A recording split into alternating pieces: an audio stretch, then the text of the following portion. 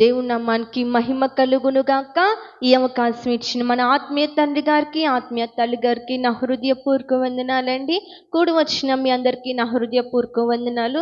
త్వరగా బైబిల్ గ్రంథం తెరిచినట్లయితే ఈ రోజును వాగ్దానం చూద్దాం. కీర్తన గ్రంథము 18వ అధ్యాయము 50వ వచనం. ప్రతి ఒక్కరు పరిశుద్ధ గ్రంథం ఓపెన్ చేద్దామండి.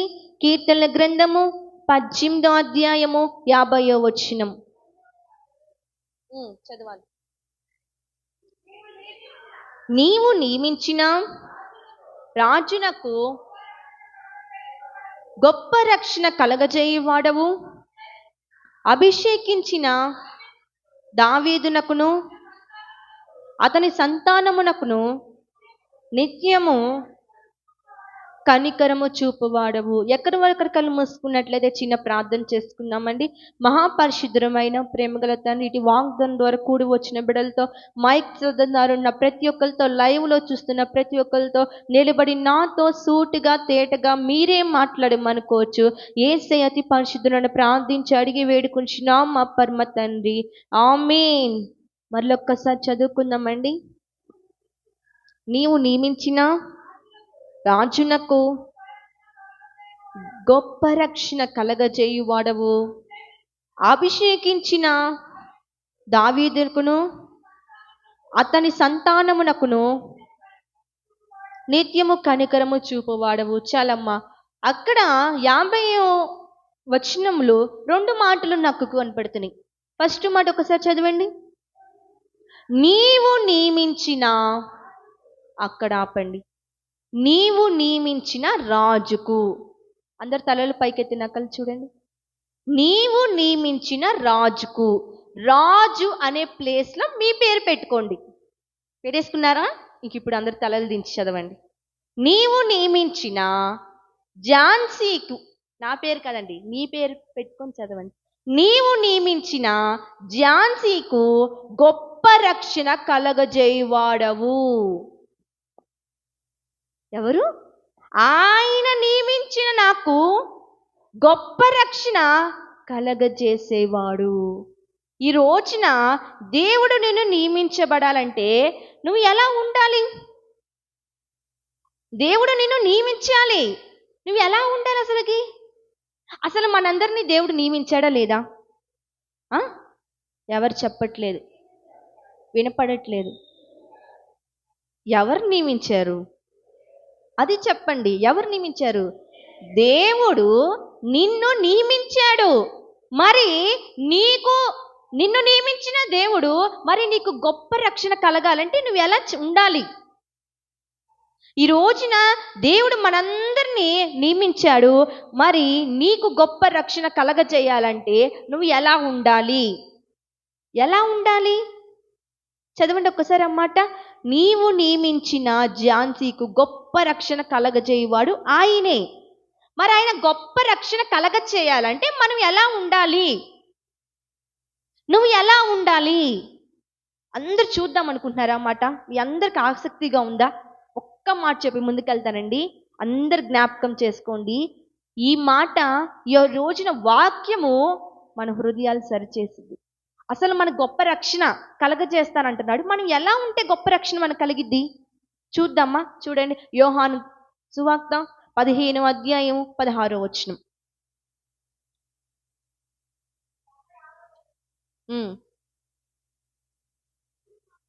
నీకు గొప్ప రక్షణ కలగజేయాలంటే నువ్వు ఎలా ఉండాలి?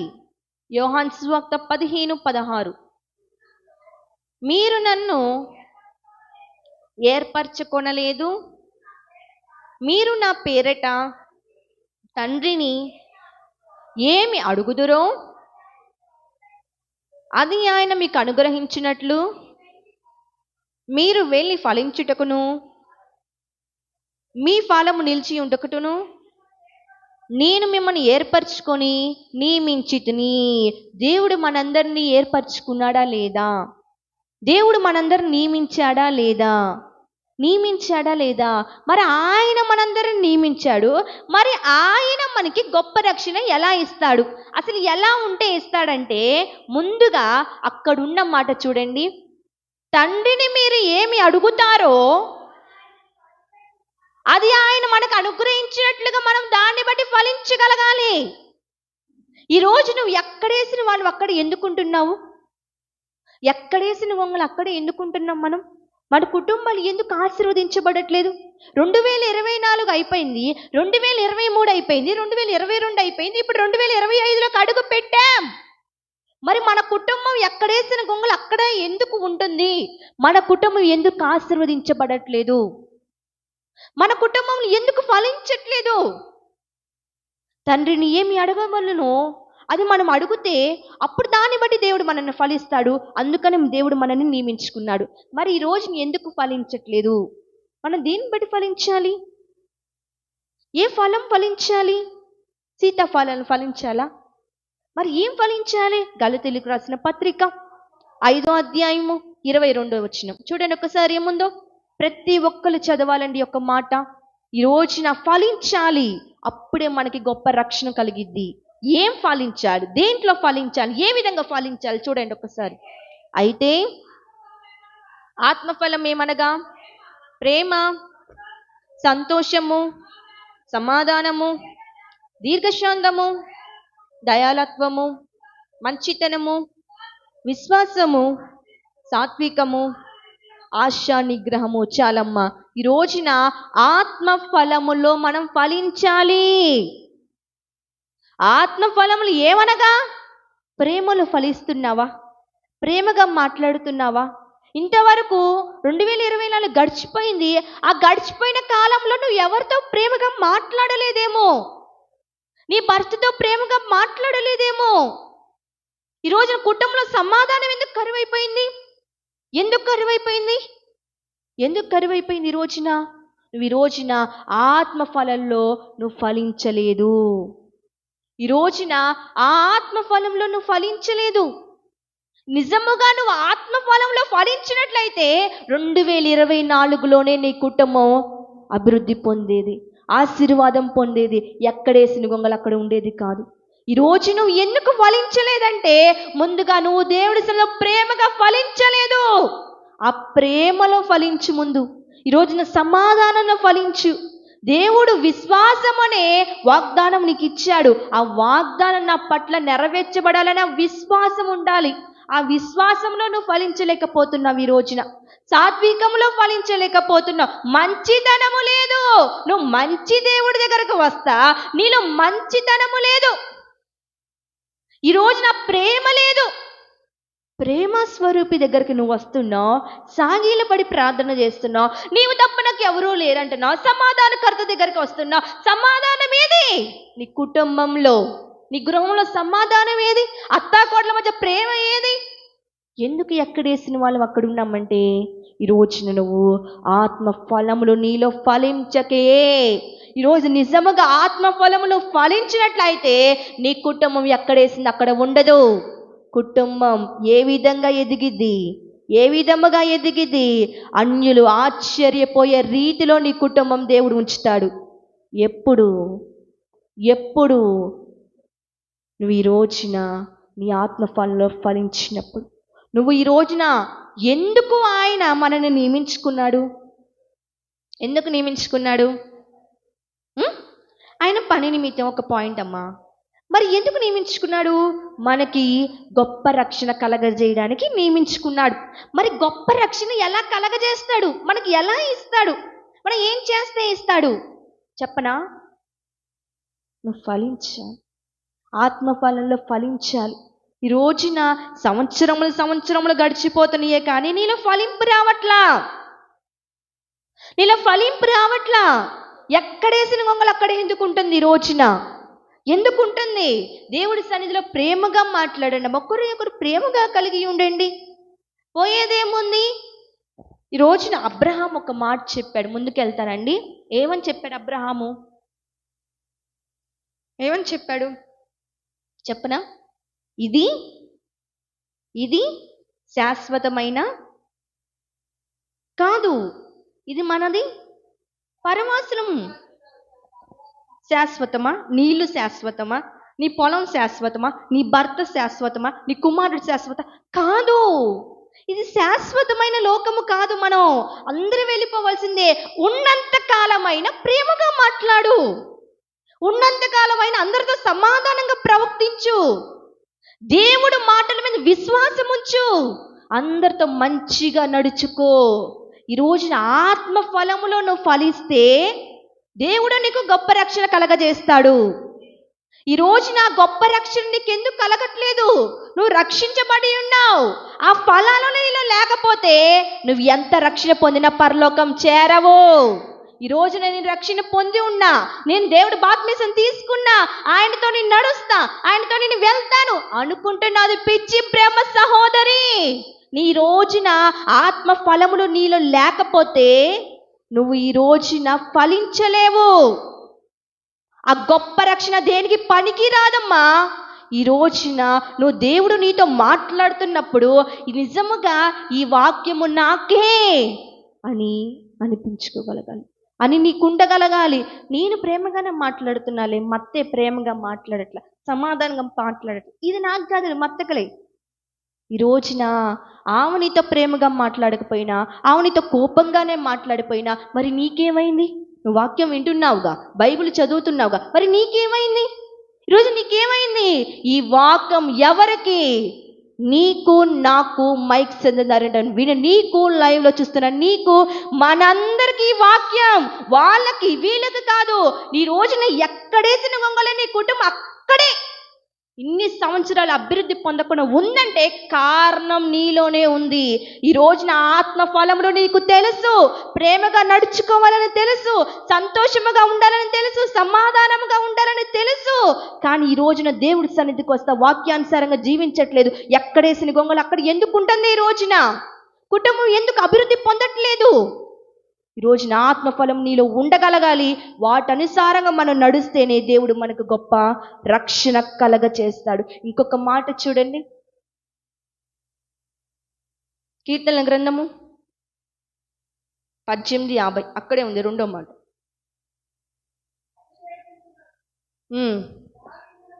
దావీదునకును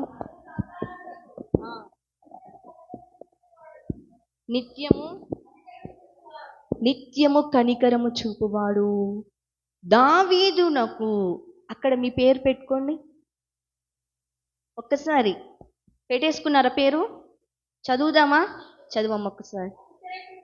అందరూ చదువుకుందిలే అని చెప్పేసి చదువుతుంది కాదండి, చదువురాని మనం కూడా ప్రనౌన్స్ చేయగలుగుతాం. అంత జ్ఞానం ఉంది కదా.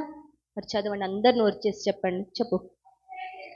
అభిషేకించిన దావీదు కాదు నీ పేరు.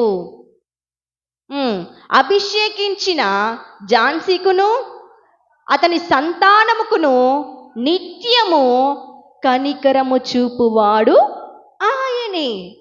ఈ రోజున దావీదుకును ఒక్కడికా, తన కుటుంబంలో వారికా కాదండి, అతని సంతానముకును కూడా కనికరము చూపువాడు. అప్పుడప్పుడా వారమా, క్రిస్మస్కి, న్యూ ఇయర్కి, గుడ్ ఫ్రైడేకి, ఉపవాసకుడికి, ఆన్లైన్ ప్రేయర్కి కాదమ్మా, నిత్యము కనికరము చూపువాడు ఆయనే.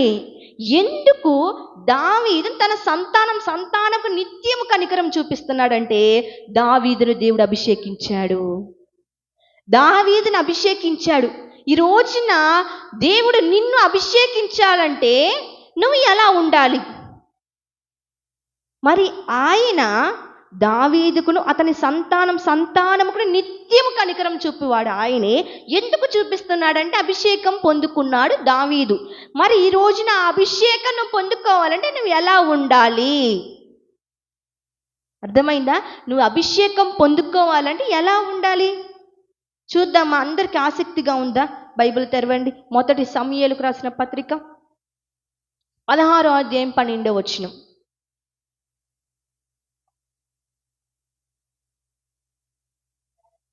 16:12 చదువు. అతడు వారిని పిలవనంపించి లోపలికి తోడుకొని వచ్చెను. అతడు ఎర్రని వాడును చక్కని నేత్రములు గలవాడును చూచుటకును సుందరవాడునై ఉండెను. అతను రాగానే నేను కోరుకున్నవాడును ఇతడే, నీవు లేచి ఆయన అభిషేకించమని. ఒక్క నిమిషం ఆగండి. అక్కడ దావీదు ఏ విధంగా కనపడుతున్నాడమ్మా? ఎర్రని వాడునై, చక్కని నేత్రములు గలవాడునై, ఏంటి సుందరం వడవై అందంగా ఉన్నాడు కాబట్టి నేను అతన్ని కోరుకున్నాను. అక్కడ రాయబడి ఉంది. ఉందా లేదా? చదివారా లేదా? అంటే ఎర్రగా ఉన్న అమ్మాయిలనే దేవుడు కోరుకుంటాడా?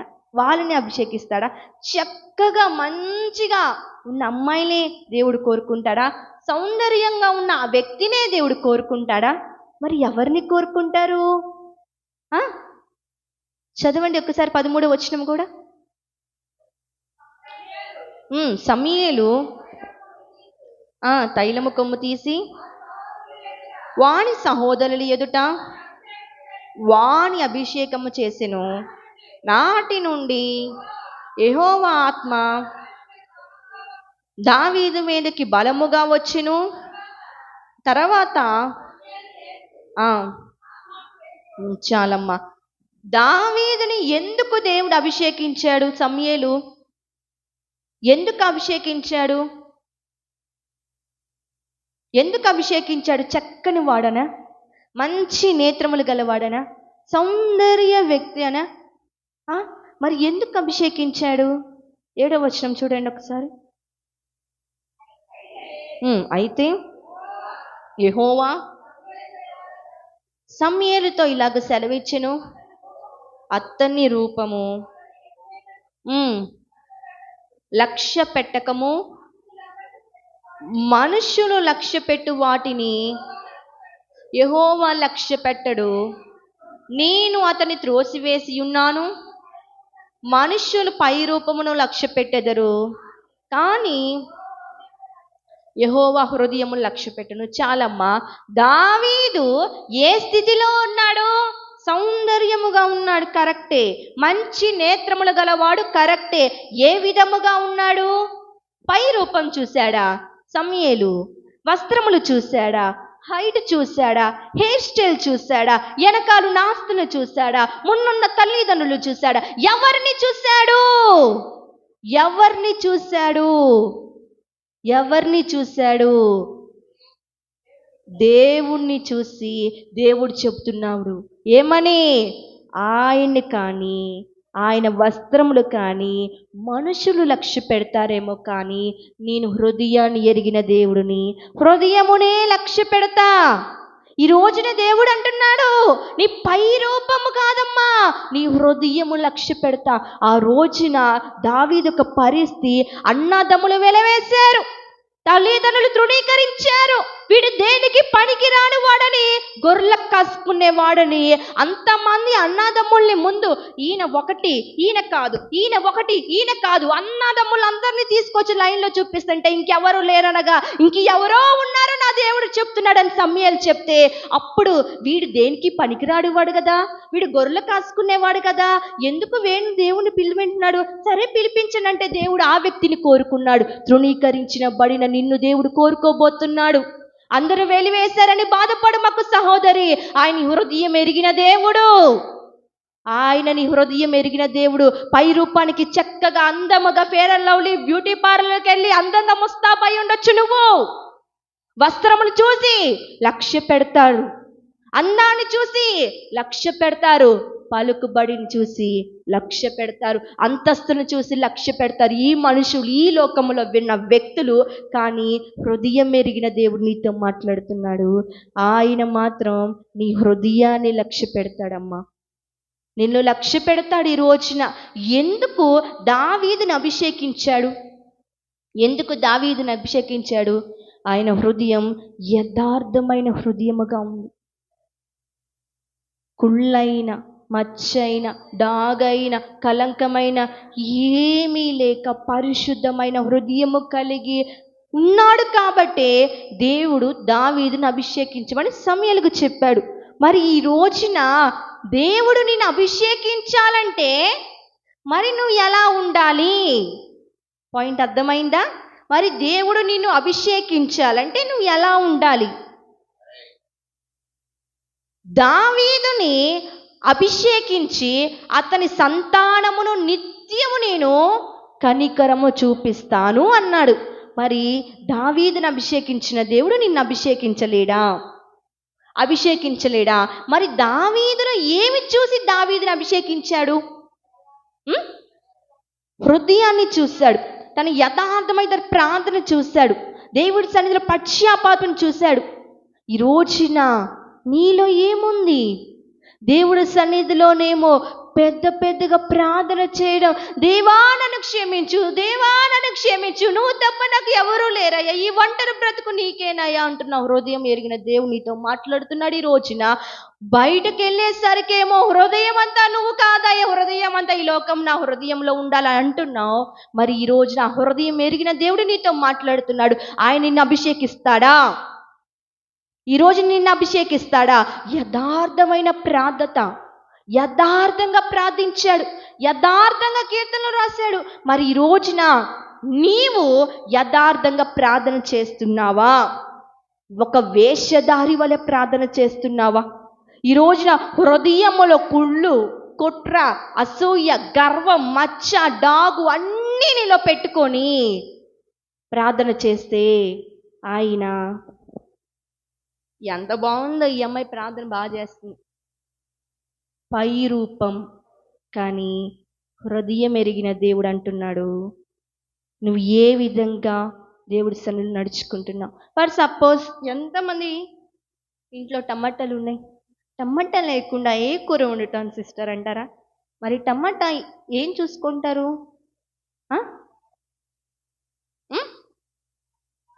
మంచిగా కలర్ మంచి షేప్గా ఉంటే మనం కొనుక్కుంటాం. కానీ కట్ చేసేటప్పుడు అది ఏముండే దాంట్లో కొన్ని ఇప్పుడు పురుగులు కూడా వస్తున్నాయి.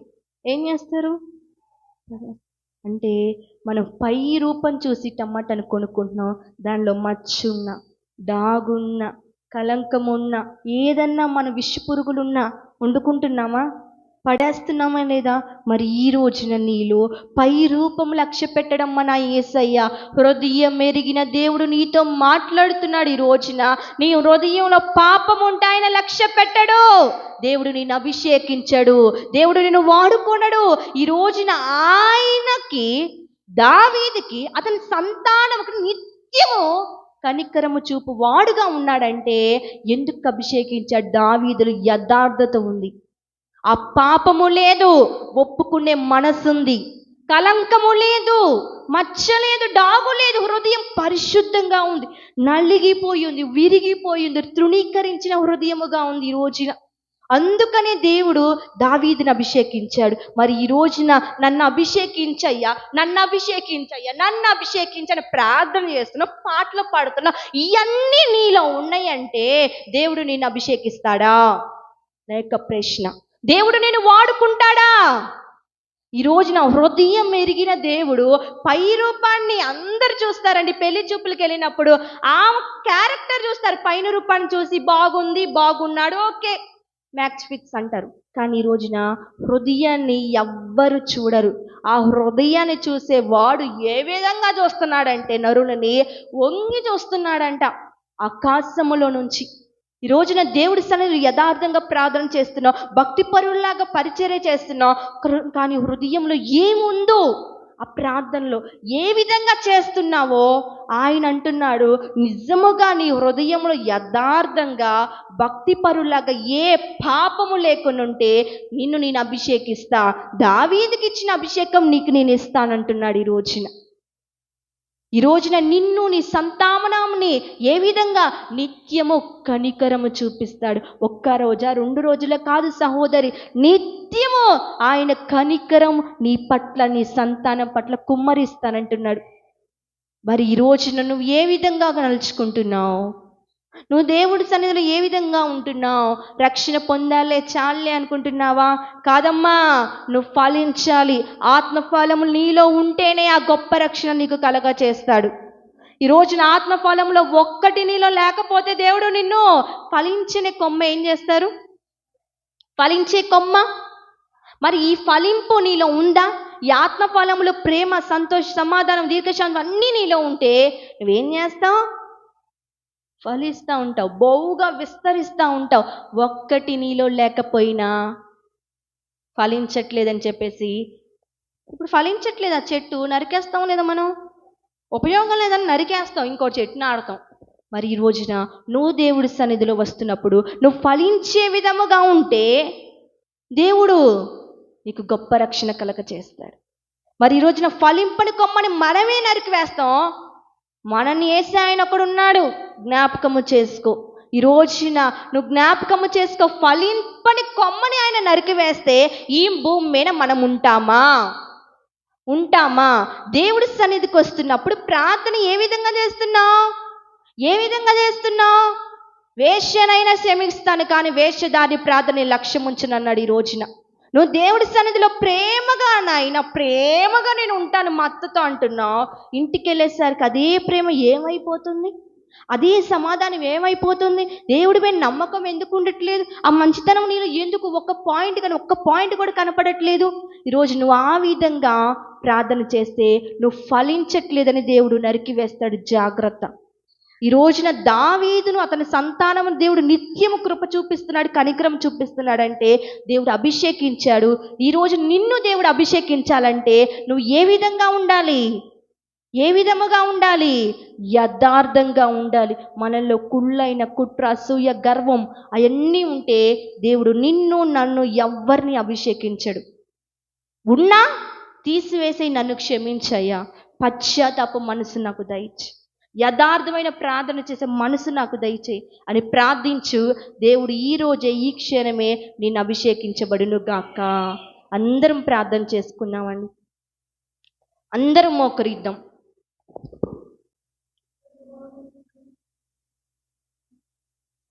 ప్రతి ఒక్కరం ప్రార్థన చేద్దాం. మోకరించే వాళ్ళు మోకరించండి, మోకరించని వాళ్ళు నిలబడండి, లేచి నిలబడండి. ప్రతి ఒక్కరం మోకరించి అడుగుదాం. ఆయన ఫలించే కొమ్మలని బహుగా ఫలిస్తనేలే అని చెప్పేసి ఉంచుతాడు. అదే ఫలింపని కొమ్మనగా మనము.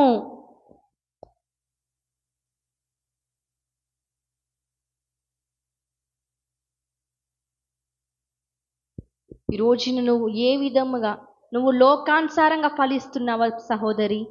ఈ రోజున ఆ లోక ప్రేమల్లో ఫలిస్తున్నావా? కాదమ్మా, నువ్వు దేవుళ్ళో ఫలించు, దేవుడు ప్రేమలో ఫలించు, ఆత్మీయంలో ఫలించు. ఈ రోజున దావీదు తృణీకరించిన దావీదును దేవుడు కోరుకున్నాడమ్మా. విరిగి నలిగిన హృదయాన్ని గల దావీదును దేవుడు కోరుకున్నాడు. మరి నిన్ను కోరుకోడా? నిన్ను అభిషేకించడా? మరి నిన్ను అభిషేకించాలైతే నీలో కుట్ర, డాగు, మచ్చ, పాపము నీలో ఉందేమో. నన్ను క్షమించయ్యా, నన్ను క్షమించు నాయనా. దేనికి పనికిరాని వారని దేవుడు కోరుకుంటాడు. మరి ఆ పనికిరాని వాళ్ళలో మనమందరం ఉంటే దేవుడు మనల్ని కోరుకుంటాడు. కానీ ఆ యొక్క పాపము నీలో ఉంటే దేవుడు నిన్ను కోరుకోడు, తృణీకరిస్తాడు, ఆయన కట్ చేస్తాడు. ఆయన దీనులని కోరుకునేవాడమ్మా, దేనికి పనికి వారిని కోరుకునేవాడు. దీనుల ఎడలా కృప చూపువాడా, నీ దాసుని దాటిపోకయా. దీనుల ఎడలా కృప చూపువాడా, నీ దాసుని దాటిపోకయా. విరిగి నలిగినే ఉన్నానయ్యా, ఎదకోతతో నన్ను దరి చేరుమయ్యా. ఈ రోజున విలిగిన నలిగిన హృదయముతో అడుగు, దేవుడు నిన్ను అభిషేకిస్తాడు. ఆ కుళ్ళు, కుట్ర, అసూయ, గర్వం నీలో ఉంటే తీసివేసేయ్యా. ఇప్పుడు వరకు ఆ విధంగానే బ్రతికానయ్యా, ఇక ముందు నేను ఆ విధంగా బ్రతకను నాయన, నన్ను అభిషేకించయ్యా. ఆయన అభిషేకిస్తే నిన్ను, నీ సంతానముని నిత్యము కనికరం చూపిస్తానంటున్నాడు. అందరం ప్రార్థన చేద్దామండి. స్తోత్రము నాయన, మహాపరిశుద్ధమైన ప్రేమగల తండ్రి, ఇటు వాగ్దానం ద్వారా ఎంతగానో మాతో మాట్లాడి మమ్మల్ని దర్శించినందుకు నీకు హృదయపూర్వక వందనాలు ప్రభువా. అవును నాయన, నీ సన్నిధిలో నాయన గొప్ప రక్షణ మాకు ఎప్పుడు కలగ చేస్తావంటే మేము ఫలించినప్పుడు మాకు కలగ చేస్తానన్న దేవుడు ప్రభువా. నువ్వు మమ్మల్ని నియమించుకున్న దేవుడు, నీ పని కొరకే ఉండకూడదు ప్రభువా. మాలో ప్రేమ కలిగి మేము నడుచుకోవాలయ్యా. నీ ఆత్మ ఫలములో మేము ఫలించాలి ప్రభువా. అట్టి కృప మా ప్రియ బిడ్డలందరికీ దయచేయబడును గాక. నీ నామానికి మాత్రమే మరింత మహిమ తెచ్చుకోండి అయ్యా. మహిమ ఘనత ప్రభావములు మీరు మాత్రమే పొందురని నజరేతుని యేసుక్రీస్తు నామమున పేట ప్రార్థించి అడిగి వేడుకుంటున్నాం మా పరమ తండ్రి. ఆమేన్. అందరికీ హృదయపూర్వక ఉండకూడదు ప్రభువా. మాలో ప్రేమ కలిగి మేము నడుచుకోవాలయ్యా. నీ ఆత్మ ఫలములో మేము ఫలించాలి ప్రభువా. అట్టి కృప మా ప్రియ బిడ్డలందరికీ దయచేయబడును గాక. నీ నామానికి మాత్రమే మరింత మహిమ తెచ్చుకోండి అయ్యా. మహిమ ఘనత ప్రభావములు మీరు మాత్రమే పొందురని నజరేతుని యేసుక్రీస్తు నామమున పేట ప్రార్థించి అడిగి వేడుకుంటున్నాం మా పరమ తండ్రి. ఆమేన్. అందరికీ హృదయ